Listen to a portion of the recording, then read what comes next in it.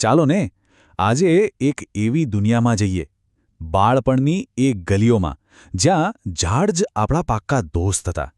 એ સમયની વાત છે, ખબર છે, જ્યારે ઘર કરતાં બહાર પ્રકૃતિમાં જ આખો દિવસ પસાર થતો. ચલો એ સુંદર દિવસોને સાથે મળીને ફરી જીવીએ. આખી વાતની શરૂઆત છે ને બસ આ એક જ સવાલથી થાય છે. સીધો સાદો સવાલ, પણ એમાં જાણે એક બાળકની આખી દુનિયા સમાઈ ગઈ છે. કારણ કે એમના માટે સાચો આનંદ 4 દિવાલોમાં નહીં, પણ બહાર ખુલ્લા આકાશ નીચે એક ખુલ્લી દુનિયામાં હતો. તો આ ફળિયું કેવું હતું? મિત્રોથી ભરેલું ફળિયું. સાચું કહું ને તો એ માત્ર ફળિયું નહોતું. એ તો જાણે એમનું પોતાનું એક વિશ્વ હતું. રમત અને આનંદથી ધમધમતું એક જીવંત મેદાન. એમ સમજો ને કે ઘર તો ખાલી નામનું, ખાવા પીવાને ઊંઘવા માટે. અસલી દુનિયા તો એમની ફળિયું જ હતી. આખો દિવસ સવારથી સાંજ સુધી બસ આ ફળિયામાં જ પસાર થતો. અને કેમ ન થાય? અહીં તો દરેક ખૂળે જાણે એક નવી રમત, એક નવું સાહસ એમની રાહ જોતું હતું. અને આ ફળિયામાં એમના રોજિંદા સાથી કોણ હતા ખબર છે? એમના 3 પાક્કા મિત્રો, લીમડો, આંબલી અને પીપળો. લીમડાનું ઝાડ, આહા! એ તો જાણે ઠંડક અને શાંતિનું બીજું નામ. બપોરની કાળજાળ ગરમીમાં એનો છાંયડો જાણે આશરો બની જતો. અને ત્યાં બેઠા હોઈએ ને, ઉપરથી કોઈ મીઠી લીંબોળી ટપ દઈને માથા પર પડે. અરે વાહ! જાણે કુદરત તરફથી કોઈ ભેટ મળી ગઈ હોય એવો આનંદ થતો. હવે આંબલીની વાત.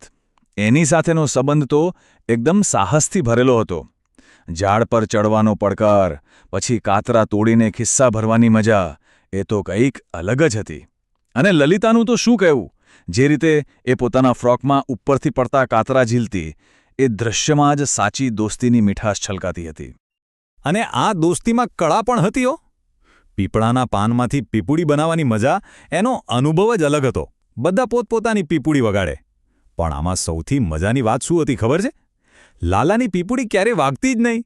છતાં એનો ઉત્સાહ એ ક્યારેય ઓછો ન થતો. આ જ તો બાળપણ છે.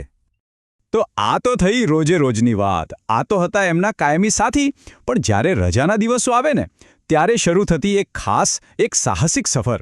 એની મજા જ કંઈક જુદી હતી. આ સફર એટલે જાણે કે એક આખો કાર્યક્રમ. એના દરેક મુકામ પર નવી રમત, નવી મસ્તી. ક્યાંક વળની વળવાઈએ હિંચકા ખાવાના, તો ક્યાંક બીજા ઝાડ સાથે મસ્તી. અને છેલ્લે દરેક ઝાડને સ્પર્શ કરીને પાછા આવવાનું. બધું જ કંઈ તહેવારથી ઓછું નહોતું લાગતું. હવે ગુંદા. એનો ઉપયોગ તો બહુ મજેદાર રીતે થતો. 2 રીતે. થોડાક તો ખાવા માટે, એ તો બરાબર. પણ બાકીના ચીકણા ગુંદા મિત્રોની પીઠ પર ચોંટાડીને મજાક કરવા માટે. આ તો છે સાચું બાળપણ, નિર્દોષ મસ્તી. અને પછી વારો આવતો બોરડીનો. એની પાસે પહોંચીએ એટલે બસ એક જ સૂર સંભળાય. બોરડી બોરડી, બોર આપ. જાણે બોર મેળવવા માટેની એક મીઠી, મધુર વિનંતી. પણ હા, એક વાતનું ધ્યાન રાખવું પડતું. કાંટાથી બચીને રહેવાનું. તો બસ આટલા બધા સાહસ પછી દિવસ પૂરો થવા આવે. હવે ઘરે પાછા ફરવાનો સમય. પણ એમ સીધા નહીં. ઘરે પાછા ફરવાનો અંદાજ પણ એકદમ નિરાળો હતો. એ હતી એમની પોતાની ટ્રેનની ઘરે વાપસી. અને આ રમત કેવી રીતે રમાતી? બહુ સરળ. એક બાળક બને એન્જિન, બાકીના બધા એની પાછળ ડબ્બા બનીને લાઇનમાં જોડાઈ જાય. પછી અંદર માલ સામાન લોડ થાય, આંબલીના કાતરા, ગુંદા, લીંબોળી, અને પછી છુક છુક કરતી ટ્રેન ઉપડે એના અંતિમ સ્ટેશન તરફ. જુઓ તો ખરા, કેટલી સરળ પણ કેટલી ક્રિએટિવ રમત. કોઈ સાધન નહીં, કશું જ નહીં. બસ કલ્પનાના જોરે આખી મુસાફરી યાદગાર બની જતી. અને અંતિમ સ્ટેશન કયું? લીમડા ગામ.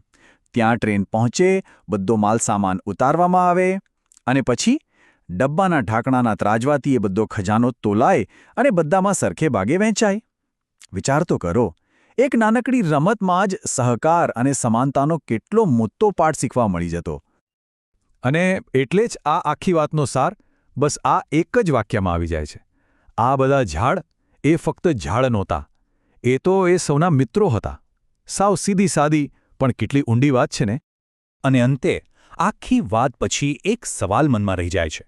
મોટા થવાની આ ભાગદોડમાં શું આપણે પ્રકૃતિ સાથેની બાળપણની એ મિત્રતા ક્યાંક પાછળ તો નથી છોડી દીધી? કદાચ આ વાત એ જ સંબંધને ફરીથી યાદ કરવાની, ફરીથી જીવંત કરવાની એક તક છે.